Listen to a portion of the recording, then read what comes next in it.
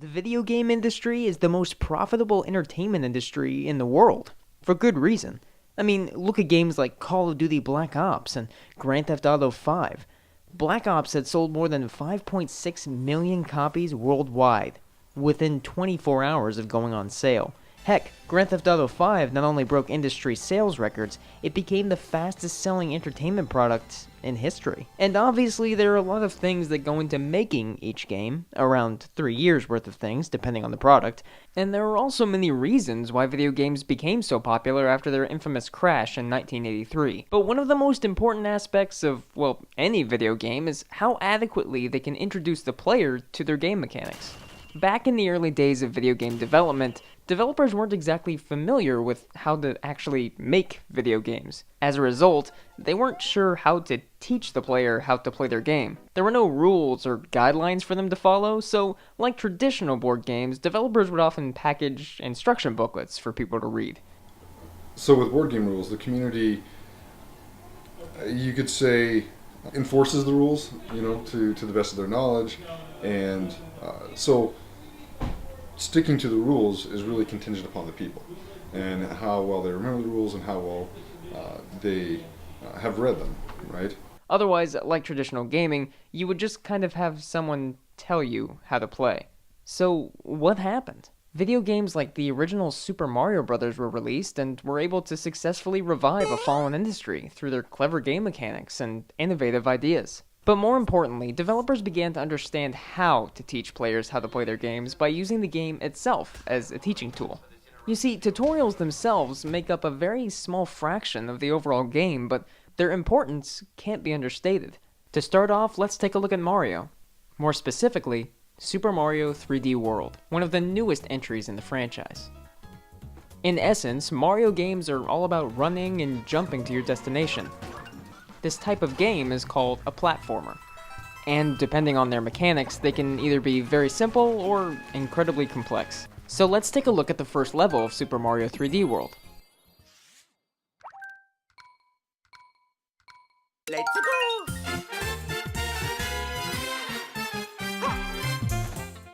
Although this may look like a normal level, everything that is done here is done very deliberately in order to teach the player how the game can be played. For example, you'll notice that the very first shot of this level pans to Mario's location. This is the only level in the game that actually does that. Starting off, we have kind of an open field in front of us. This was actually done on purpose. With no enemies to slow you down or get in your way, you're able to freely move around this open area with little to no interruption. As a result, you can sort of teach yourself how to play the game, be it running around, jumping, or even trying out different tricks that Mario can pull off depending on how you move the controller and how you jump. We have a question mark block along with an enemy right at the very beginning. And this block just so happens to contain the premier power-up for the game, the cat suit. The game eventually starts throwing more and more enemies at you, in different ways. Some come through pipes, some just attack you head on. As you continue throughout the game, different things are placed throughout the level. Something as innocuous as a small pool of water can actually allude to different levels in the game requiring Mario to swim. It's all about introducing you to different concepts in a controlled environment. In this way, the developer doesn't have to use text to relate things to you. They can just use the game itself. Everything here, the boxes, the Goombas, the paw prints that line the walls, all of them matter. All of them are important. Even this trail of coins leading to the end of the level is an incredibly important idea, because it shows players where they need to go, how high they need to get in order to reach the top of the flag, which will award them with more points. I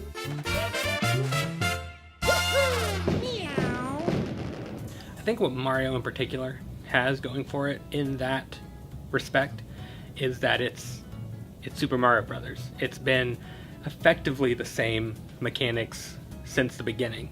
Sure, you get more 3D, you got running on ceilings, jumping from planet to planet, but at its core, it's still jumping on the bad guys, hitting the question mark blocks.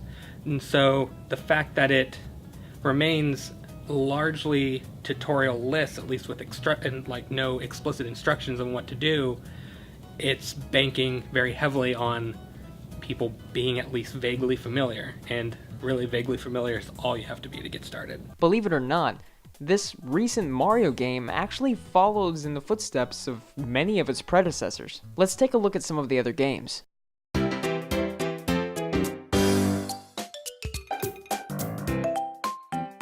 New Super Mario Bros. U is actually a 2D platformer, like the original Mario games, and it utilizes the same exact type of tutorial, giving you plenty of room before starting off, introducing you to a very slow enemy in the beginning, before being introduced to the primary power-up of the game.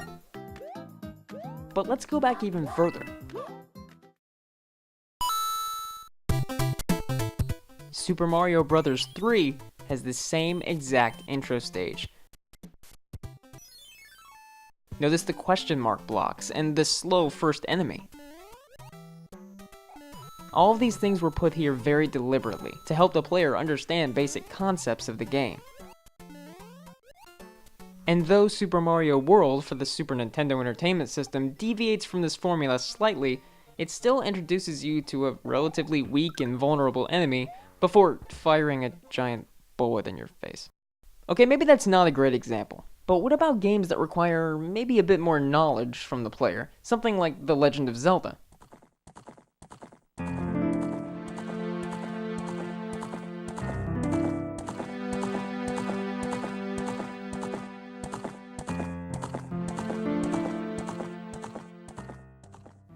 Unlike the Mario franchise, The Legend of Zelda is all about exploring a vast open world.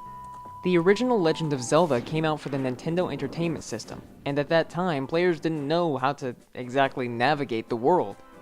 Whereas modern games have text boxes that constantly pop up, The Legend of Zelda didn't. As a result, gamers just had to share secrets with each other. More importantly, magazines like Nintendo Power offered to unveil some secrets, provided you got the subscription. Enter The Legend of Zelda: Ocarina of Time for the Nintendo 64, widely regarded as one of the greatest games ever created, and some of this can be attributed to its excellent tutorial. You see, unlike Mario, where you could just kind of figure the controls out on your own, Ocarina of Time had to be a bit more crafty when it came to teaching the player. And it all started the moment you took control of the main character, Link. You see, this was the first 3D entry in the franchise. Every game before this was two-dimensional, but with The Legend of Zelda: Ocarina of Time, you had to move in 3 dimensions, and this made navigation difficult for some. As a result, the developers start you off with a fixed perspective, reminiscent of previous games. But as soon as you step out of your house into the main area, you're given free control of the camera. This is where things get a bit different. Whereas Mario was just kind of, go rescue the princess, here are a bunch of levels for you to go through, The Legend of Zelda actually has a pretty decent story. Not only does it have to build lore, it has to establish a few key characters and environments. As a result, the game effectively teaches you how to play by having characters break the fourth wall, telling you how to perform basic actions. You also have a number of signs around. They tell you different details about how you can use your sword or maybe even dodge an enemy attack. And they're all placed in different areas of the map, forcing you to explore, which is another big aspect of the Zelda franchise. Characters not only offer you advice on how to play, they also introduce story elements to you. In this way, the game can effectively build its world while you're learning how to play it. It's a smart move, keeping players engaged while giving them more information on the world that they're in.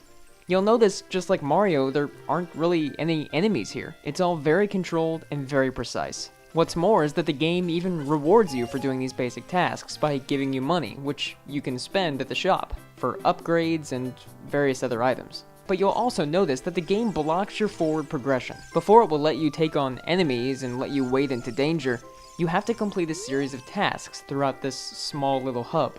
Primarily, you have to retrieve a sword and a shield. What's interesting about this is that the sword is actually hidden away. You get it for free, as long as you know where to look. Whereas the shield, well, you have to buy that. This presents the player with a very unique concept to this game. The fact that some items are found, while others are bought. And this actually holds true throughout the rest of the game. There's even a group of characters called the Know-It-All Brothers, who give you more information on the game as long as you ask them exactly what you want to know. Other characters just sort of tell you. such as how much rupees, the game's currency, are worth, depending on their color.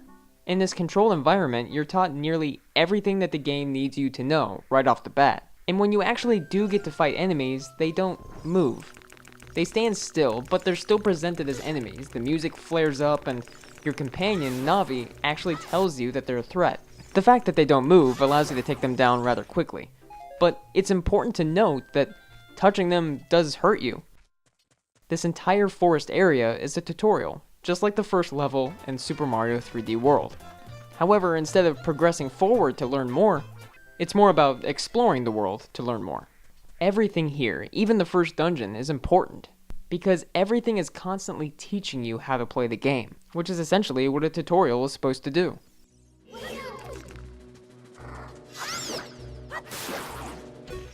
You see, tutorials have to be very careful. They have to respect the knowledge of the player while educating them on more advanced tactics, strategies, and control options. A downloadable game called Far Cry 3 Blood Dragon illustrates this point perfectly. Have a look. Acknowledged. Loading basic tutorial batch 101 from Military Navigation for Idiots.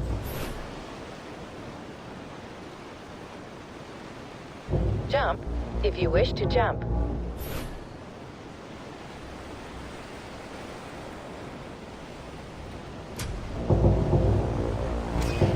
Crouch to go lower.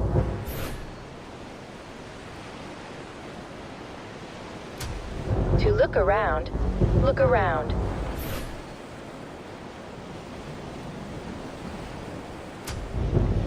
Moving allows you to go in many exciting directions.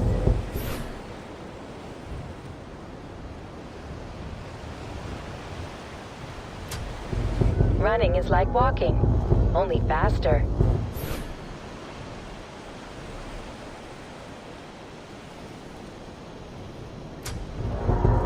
Loading more training hints from the ABCs of War.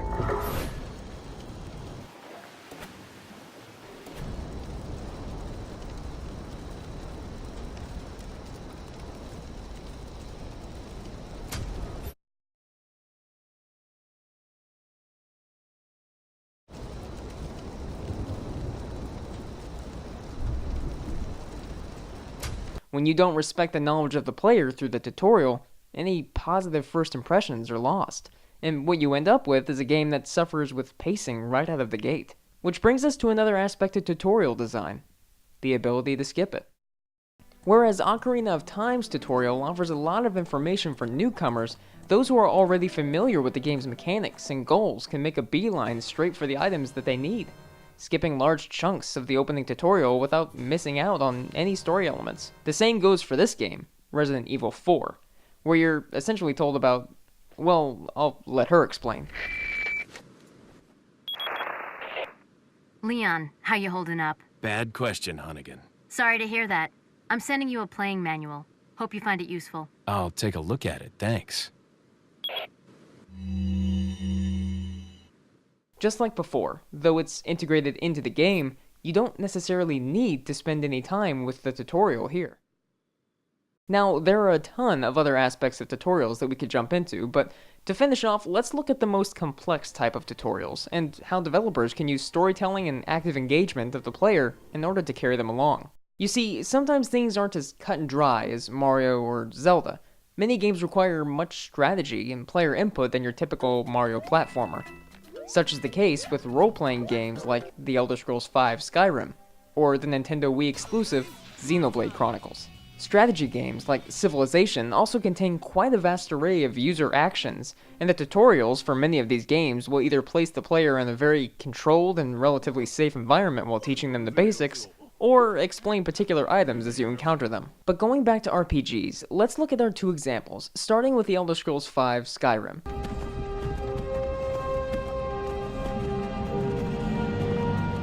Now, Skyrim weaves its tutorial into its story, having the player create a character before throwing them into the fray, teaching them how to fight, cast spells, and what have you. But it's a very guided experience. You're led down hallways, told what to do through menus and through other characters. You see, Skyrim is a very complex game. I mean, look how large this open world is. It's freaking huge! On top of that, there's just so much to do. There's hunting, fighting, crafting, smithing, fighting bigger things, looting, character building, exploring, fighting dragons. There's just a lot of fighting. In essence, the tutorial continues as you progress through the game, teaching you new things as they arise. In this way, Skyrim ensures its pacing while simultaneously teaching the player all about the world, character building, and, well, everything that the player needs to know. Grand Theft Auto or Skyrim, they basically hold your hand through the entire game. You're always finding new things, and every time you come up to something new, it'll say, do this to accomplish this. The same can be said about Xenoblade Chronicles here.